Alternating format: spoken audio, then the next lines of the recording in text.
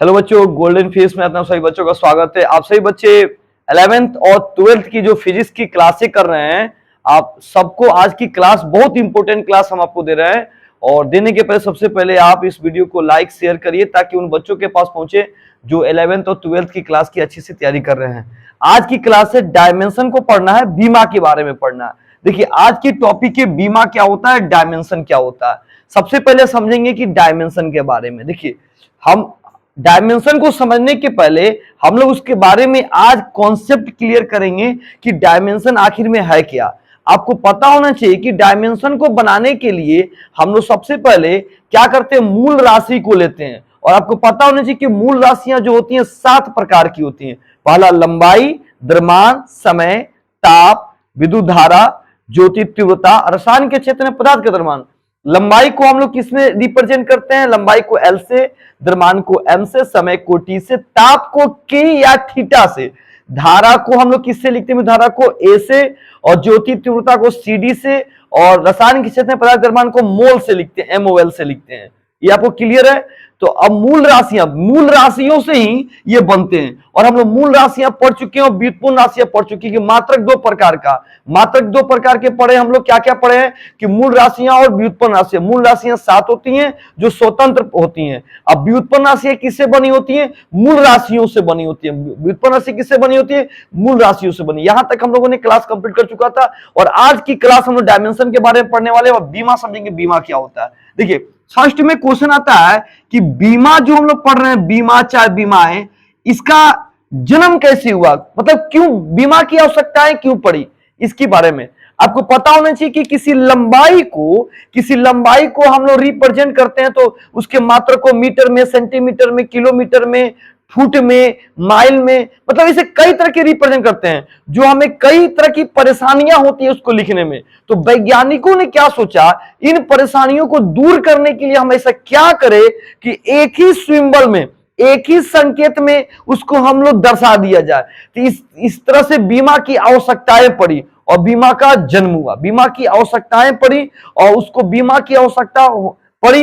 और पूरे देश के वैज्ञानिक बोलो या पूरे देश में बीमा को आज के समय में किसे रिप्रेजेंट करते हैं, तो मूल राशियां जो 7 होती हैं उसमें लंबाई को L से रिप्रेजेंट किया गया, बड़ा L से, द्रव्यमान को बड़ा M से, समय को बड़ा T से, ताप को K या थीटा से, धारा को किस में रिप्रेजेंट किया, बड़ा A से, एम्पियर से, ज्योति तीव्रता को CD से लिखा गया, रसायन के पदार्थ द्रव्यमान को मोल से लिखा गया। इस तरह से क्या हुआ कि आपका बीमा का आवश्यकता पड़ी या बीमा का जन्म हुआ। और अब हम पढ़ने वाले हैं कि जो बीमा होती है, सबसे पहले हम लोग ये नहीं समझेंगे बीमा ये सूत्र क्या होता है, बीमीय समीकरण क्या होता है, अभी इसको नहीं ध्यान देना। बीमा के कुछ सिस्टम है उसके बारे में ध्यान देना। देखिए बीमाओं के दृष्टिकोण से राशियां 2 प्रकार की होती हैं। 2 प्रकार की राशियां होती है। एक पहली राशियां जो होती हैं बीमा युक्त राशियां, एक बीमाहीन राशियां। इसका इंग्लिश है डायमेंशनल क्वांटिटीज, इसका नॉन डायमेंशनल और डायमेंशनल क्वांटिटीज। मतलब यहां पे लिखा हुआ नॉन डायमेंशनल, यही है नॉन डायमेंशनल क्वांटिटीज बोलते हैं। अब सवाल आता है बीमा युक्त राशियां क्या होती है। देखिए बीमा युक्त राशि का मतलब जिसका बीमा होता है, मतलब बीमा सूत्र लिखा जाए उसको बीमा युक्त राशियां कहते हैं। जिसका बीमा सूत्र नहीं लिखा जाए उसे बीमाहीन राशियां कहते हैं। बच्चे सोच रहे होंगे कि इसको कैसे लिखते हैं, तो देखिए इसको लिखने के लिए हम लोग क्या करते हैं, बीमा को लिखने के लिए सबसे पहले क्या करते हैं, बड़ा ब्रैकेट देते हैं और इसके अंदर MLT लिखा जाता है। और MLT लिखने के बाद इसके क्या होता है, इसके पावर में या तो 0 हो या 1 हो या 2 हो, ऐसे इसके पावर को रिप्रेजेंट करते हैं हम लोग। ठीक है, तो ऐसे लिखा जाएगा तो समझा जाएगा, तो हम बोलेंगे उसको ये बीमा है, बीमीय सूत्र है, बीमीय समीकरण है, ऐसे इसको समझाया जाता है बच्चों को। तो ये क्या बोला गया कि बीमायुक्त राशियां क्या होती है, ऐसे अगर दिखाया गया, ऐसे बताया जाएगा तो उसको बीमायुक्त राशियां कहते हैं। और ऐसे नहीं लिखा जाए उसको बीमाहीन राशियां कहते हैं।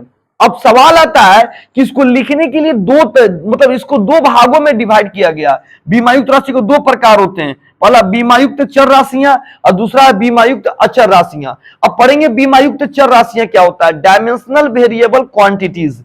इसका मतलब क्या होता है, चर का मतलब जानते हैं क्या होता है, चर का मतलब जो परिवर्तन करता हो, जो परिवर्तनशील हो। ठीक है ना। जो परिवर्तनशील हो उसको बीमा युक्त चर राशियां कहते हैं। इसमें बल, वेग, त्वरण, ईटीसी बहुत सारे आते हैं, बहुत सारे आते हैं। समझ में रहा ना। इनका डायमेंशनल फॉर्मूला होता है, इनका डायमेंशनल फॉर्मूला होता है, इसको बीमा युक्त चर राशियां कहते हैं। लेकिन बीमा युक्त अचर राशियां, अब कोई सोचेगा कि अचर का कोई बीमा सूत्र नहीं होता। जी नहीं, बीमा और कोई कोई ऐसे भी अचर हैं जिनका बीमा सूत्र होता है। बहुत ऐसे अचर जिनकी बीमा सूत्र होता है, सार्वत्रिक गुरुत्वीय नियतांक, गैस नियतांक, प्रकाश का वेग इत्यादि।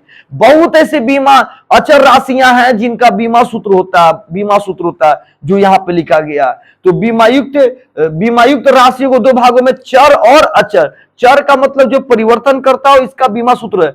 अचर में परिवर्तन नहीं करता हो, लेकिन इसके भी बीमा सूत्र होते हैं। सबके नहीं होते, कुछ ऐसे हैं जिनके बीमा सूत्र होते हैं, और इसके बारे में आपको सभी डिटेल्स बताए जाएंगे। अब अगला आता है बीमाहीन राशियां। बीमाहीन राशियां क्या होती हैं?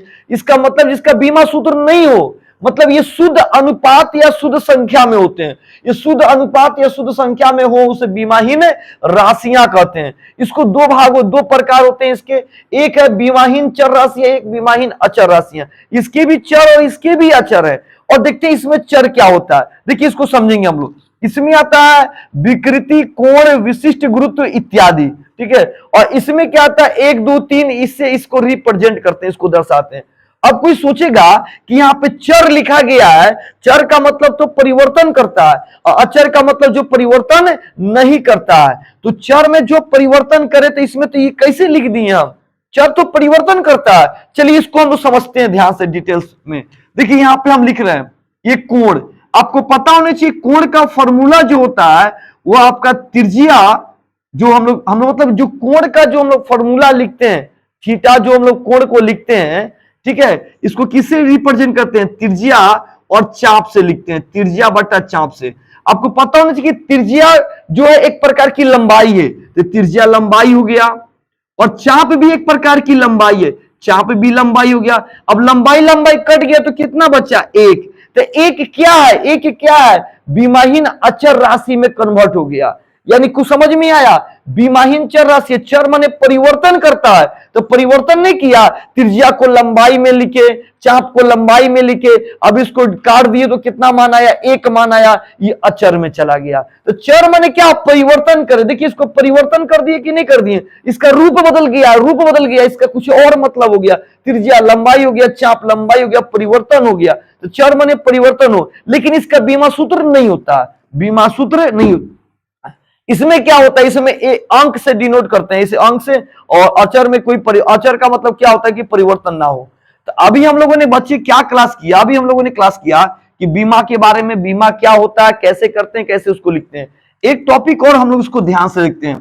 देखिए टॉपिक, देखिए ये हमने लिखा है, एम लिखा है, एल लिखा है, टी लिखा है, और इसका पावर जैसे मान लीजिए हम यहाँ पे 1 देते हैं, 2 दे देते हैं, 3 दे देते हैं। ये जो पावर में लिखा जाएगा उसको क्या बोलते हैं? बीमाएं बोलते हैं। और इसके अंदर की जो ये इसको पावर जो लिखा गया इसको हम क्या बोलेंगे? बीमाएं नाम देंगे। और ये एमएलटी क्या है? ये मूल राशियां बोलते हैं। दो बात। तीसरा बात हम लोग क्या बताएंगे? ये पूरे पार्ट्स को क्या बताएंगे? बीमीय सूत्र देंगे। और यहां किसी चीज से अगर बराबर दे के इसे लिखा, जैसे बल का बीमा सूत्र क्या होता है? ml का पावर -2, तो बल का ये बीमा सूत्र हो गया। तो ये बराबर दे के लिखा जाएगा तो इसको क्या बोलते हैं? बीमीय समीकरण बोलते हैं। ये पावर को क्या बोलेंगे? पावर में 1 -2, ये बीमाएं बोलेंगे। ये एमएलटी को क्या बोलेंगे? मूल राशि बोलेंगे। एमएलटी को मूल राशि बोलेंगे। दो बात समझ में आ गया। ये पूरे यहां तक के पार्ट्स को क्या बोलेंगे? बीमीय सूत्र बोलेंगे। अब बराबर लिखा जाएगा तो क्या बोलेंगे? उसको बीमीय समीकरण बोलेंगे। तो आज हम लोगों ने बीमा के बारे में पढ़ा, बीमा क्या है, उसके प्रकार के बारे में समझे। आपको आज का टॉपिक बीमा का टॉपिक चला। चलिए आगे देखते हैं नेक्स्ट टॉपिक।